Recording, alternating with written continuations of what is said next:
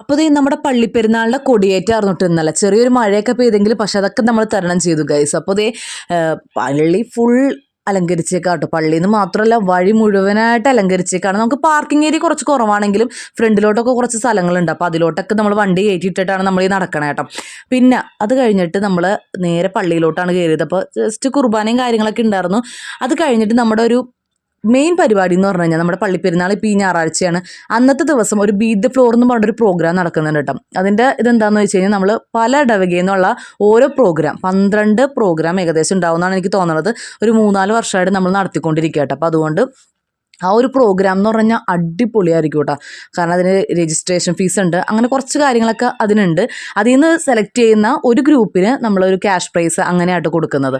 അപ്പോൾ ആ ഒരു പ്രോഗ്രാം എന്ന് പറഞ്ഞാൽ അടിപൊളിയായിരിക്കും. എൻ്റെ യൂട്യൂബിൻ്റെ ലിങ്ക് അത് കഴിഞ്ഞ് കഴിയുമ്പോൾ ഞാൻ പ്രോഗ്രാം കഴിഞ്ഞ് കഴിയുമ്പോൾ അതിൻ്റെ ലിങ്ക് ഞാൻ എൻ്റെ ക്യാപ്ഷനിൽ ഞാൻ കൊടുത്തേക്കാം. അപ്പോൾ എല്ലാവരും കയറി കാണണം. പിന്നെന്ന് പറഞ്ഞു കഴിഞ്ഞാൽ ഇത് നമ്മുടെ നന്നൂസ് കണ്ടത്. അപ്പോൾ അവന് ആദ്യമായിട്ടാണ് ഇതൊക്കെ കാണുന്നത്. കഴിഞ്ഞ വർഷം വയറ്റിലായിരുന്നില്ലേ, അപ്പോൾ അതേ ഈ വർഷം അവൻ ഇതൊക്കെ കണ്ടിട്ട് ആകെ കിളി പോയിട്ടിരിക്കുക കേട്ടോ. ഇത് എന്താന്നുള്ളൊരു ചിന്തയിലാണ് അവനിങ്ങനെ ഇരിക്കുന്നത് കേട്ടോ.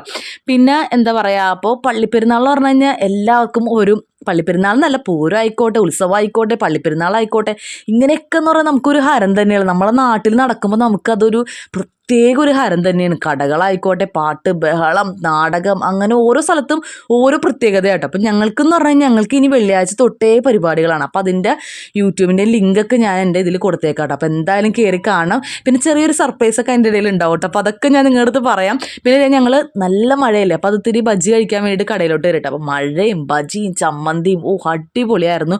പിന്നെ ഇത് ചുറ്റും കടകളാണ് കേട്ടോ. അപ്പം എന്തായാലും വരിക. പിന്നെ ഇത്രയുള്ളൂ ഗൈസ്, ബൈ.